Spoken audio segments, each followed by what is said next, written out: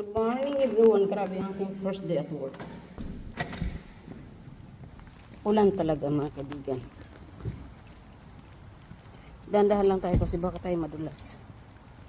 So yan. First day at work.